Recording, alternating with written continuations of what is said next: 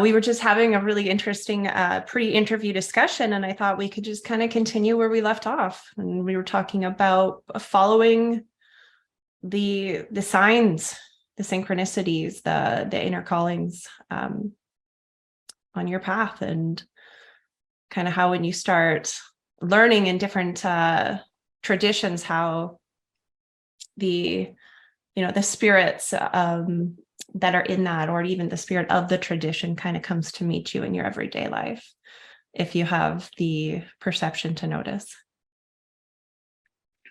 Yeah. Well, synchronicities, I believe everybody has them. It's not that I believe it, I know everybody has synchronicities. And the definition of synchronicities is not that easy. You can't put it down in 2 or 3 words, but I would say it is a connection with the so-called spirit world that communicates to you through through the physical world. And the physical manifestation that you will encounter in the physical world is going to be in some way or another symbolized, and that's going to allow you to trace it back to the spiritual connection that you have. So let me give you an example. You send out a call to, let's say, Ganesha, right? It's Indian deity that is connected to solving obstacles. So you send out a call and you try to connect to that spirit and ask him to show himself in the world. And then you see symbols of, like, let's say you go about your day and you see symbols of elephants everywhere. You see that multiple times. That means that energy is now speaking to you. See, magic works through the subconscious mind. It's not that the person themselves does the magic. However, through our subconscious mind, the gateway to these other worlds is opened. There's a process called subjective synthesis. I think Jung described it. And subjective synthesis essentially means the following thing. You upload a specific set of symbols, a cosmology, and the interrelation of the symbols of the cosmology into your subconscious mind. And that then allows you, or allows those other forces from the other side to manifest through your subconscious. You see? So for instance, if you were to perform a physical evocation, and when I say physical evocation, it's an evocation where you feel like the spirit is with you in the room. And you don't just feel it, it's essentially like this. Most New Agers would perform an evocation and they would get a sense of the spirit in the room, or they would see an image in their mind's eye and all these things, right? But when I'm saying physical evocation, I'm talking about an evocation that has to be performed on the ground, because that grounds the energy. And when I say ground, I mean actual ground, okay? It grounds the energy. And then you have an incense that is in alignment with the nature, the frequency of that spirit. So let's say it's a Venus spirit, or the demon is ruled by the energies of Venus. Now you need an incense that is connected to that planetary energy. And then the spirit, as it comes into this world, is going to latch onto anything it can in order to stabilize itself, right? Remember, it's not its natural environment. So you're bringing it here and it needs something that it can hold on to. Even if it's steam from boiling water, it's going to try to use that, even though that's very uncomfortable. So ideally, you give it an atmosphere that is in alignment with its nature. It's just like us. If we went to Mars or to Venus, we couldn't breathe in an atmosphere. So that's also what's happening with that spirit. So if you want that spirit to really manifest physically, you need to give it that instance. And then, as you have brought that spirit here, it is going to take, phone. It's going to take that, it's going to take that incense and form a body from it. And it's going to literally feel as if that person is standing right in front of you.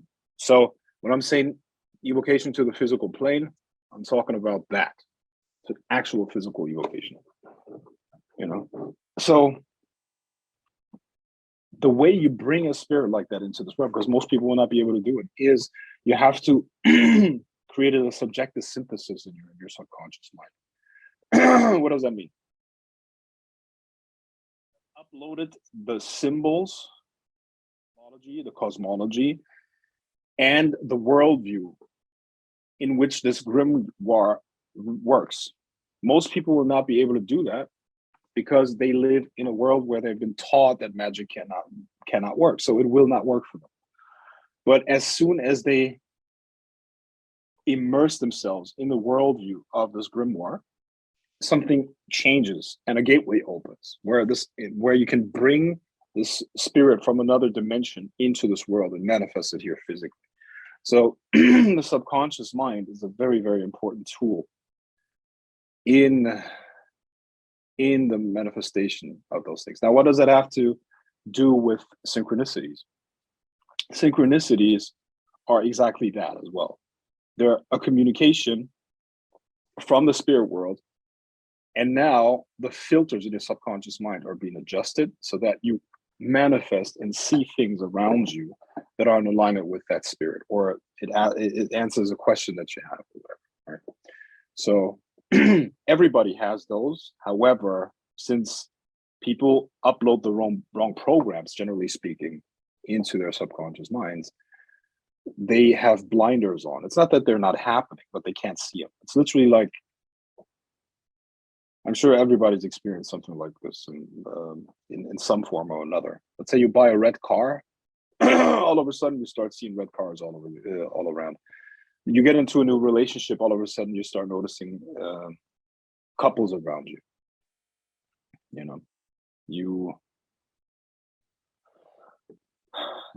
get something new into your life, and now your subjective filter has been adjusted so that you can perceive that more and more in the world.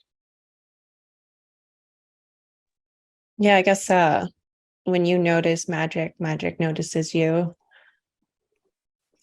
Thank you for explaining that. You took me on like a whole journey, and now I'm understanding it in a new way. I feel like I've said this before, but with every conversation we have, my reality starts changing. Just from being in these opportunities to have. That's what that's what the girls tell me all the time. Well, you are the Bronze Dawn. Oh my goodness. So like when somebody's like learning these new programs, I guess a really helpful thing could be like subliminals. And I found some on your site that I started listening to when I was at the gym, just these different repeating tracks. And I found that to be really helpful just on the topic of retraining your subconscious mind. Were you able to elaborate on the power of subliminals? Yeah, sure.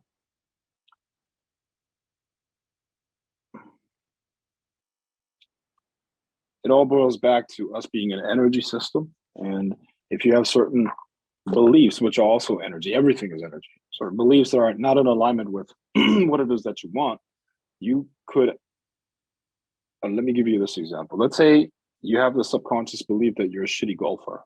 You could have the best equipment, you could have the best, you'll be on the best golfing site, you could have the best coach, you'll never get it done. But if there's a supporting belief that, so to speak, moves into the right direction, because energy is a vector, right? You will be able to do it. So even from a magician's point of view, working on your subconscious through subliminals is very helpful, because at least you're getting rid of the blocks that you have within yourself. I don't think subliminals can turn you into a master magician. However, they can at least get rid of the blocks, or they can at least create supporting beliefs. You're still going to have to do the work, unfortunately, but at least you're not self-sabotaging anymore. Yeah, I think it's a really great way to just even just put your energy and focus on improving your life in one area of another. Just having that like intention, I feel like ripples out and brings you, experiences in life as well, to learn. I kind of felt like a pattern that I saw in my life was like every time I wanted to up level in one area of my life, or say like I'm not going to do this behavior anymore, I would be sent like a series of like tests or like abundance of that pattern to say no to.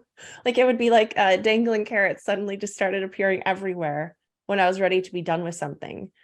Um, have you noticed that pattern? Do you have anything to elaborate on that? Can you repeat that real quick? A dangling carrot. That was The idea that when you're ready to up level your life, the universe is going to start testing you to kind of put your money where your mouth is. okay. Interesting.